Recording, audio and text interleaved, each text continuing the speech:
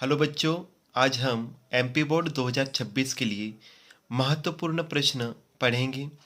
कक्षा 12वीं, subject biology, unit number first reproduction, और इसका पहला चैप्टर है पुष्पीय पादपों में लैंगिक प्रजनन, means sexual reproduction in flowering plants. इसके अंतर्गत आने वाले महत्वपूर्ण प्रश्नों को हम देखेंगे। तो फर्स्ट प्रश्न है, पुष्प की संरचना को सचित्र वर्णन कीजिए। तो आपको पुष्प का नामांकित चित्र बनाना है, उनके भागों को समझाना है। सेकंड है, परागण किसे कहते हैं, इनके प्रकारों को उदाहरण से समझाइए। इनके प्रकार कौन से होते हैं, स्वपरागण और परपरागण होते हैं। तो आपको अच्छी तरीके से याद करना है। स्वपरागण मीन्स उसी पुष्प के वर्तिकाग्र के ऊपर परागकण गिरते हैं। परपरागण क्या है, अन्य पौधे के पुष्प के वर्तिकाग्र पर परागकण गिरते हैं, वो कहलाता है आपका परपरागण। स्वपरागण में माध्यम की आवश्यकता नहीं होती है, लेकिन परपरागण में माध्यम की आवश्यकता होती है। अगला प्रश्न है, स्वपरागण तथा परपरागण में अंतर लिखिए। मोस्ट इंपॉर्टेंट क्वेश्चन है जो कि आप अच्छी तरीके से देखेंगे। अगला प्रश्न है, द्विनिषेचन किसे कहते हैं, इसका महत्व लिखिए। तो आपको डबल फर्टिलाइजेशन बताना है। जिस क्रिया में 2 बार नर युग्मक भाग लेता है उसे द्विनिषेचन की क्रिया कहते हैं। इसका महत्व भी बताना है आपको। अगला है, त्रिसंलयन क्या है, यह कहाँ और कैसे संपन्न होता है। त्रिसंलयन में सम्मिलित केंद्रकों के नाम बताइए। मोस्ट इंपोर्टेंट क्वेश्चन है जो कि आप पढ़ेंगे, त्रिसंलयन अच्छी तरीके से याद करेंगे। अगला प्रश्न है, परागण एवं निषेचन में अंतर लिखिए। तो आपको परागण और निषेचन में जितने अंक के लिए प्रश्न पूछा जाएगा उतने ही आपको पॉइंट लिखने हैं। परागण हमें पता है, उसी पौधे या अन्य पौधे के पुष्प के वर्तिकाग्र पर परागकण का पहुंचना कहलाता है परागण।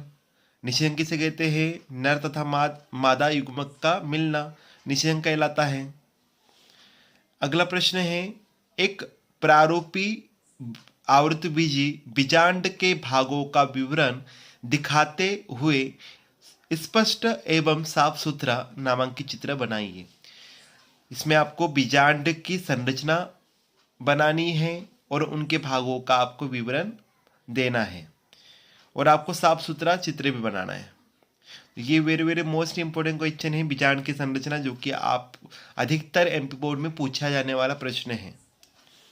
अगला प्रश्न है, असंगजनन क्या है और इसका क्या महत्व है। आईएमपी क्वेश्चन है, आप लोग अच्छी तरीके से प्रिपेयर करना। सूर्यमुखी के जो पौधे होते हैं वह इसके अंतर्गत आने वाला उदाहरण होता है।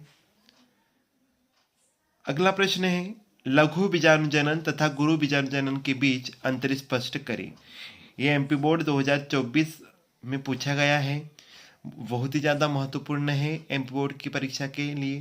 तो आपको अच्छी तरीके से प्रिपेयर करना है, कम से कम 4 पॉइंट आपको प्रिपेयर करने हैं।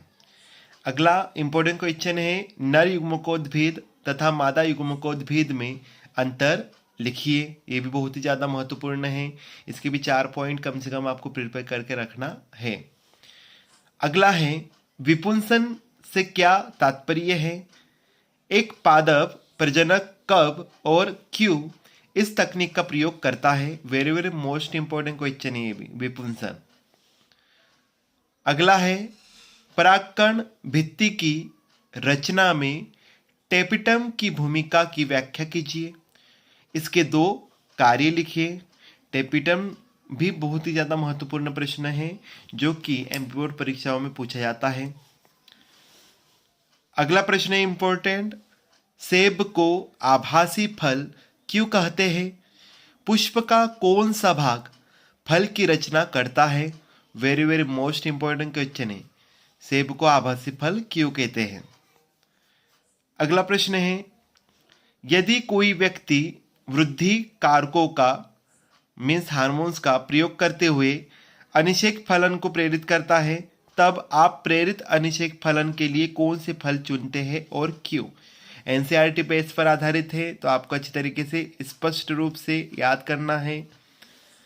अगला नेक्स्ट इंपॉर्टेंट क्वेश्चन है, एक स्पष्ट एवं साफ सुथरे चित्र के द्वारा परिपक्व मादा युग्मकोद्भिद की 7 कोशिकीय व 8 केंद्रकीय प्रकृति की व्याख्या कीजिए।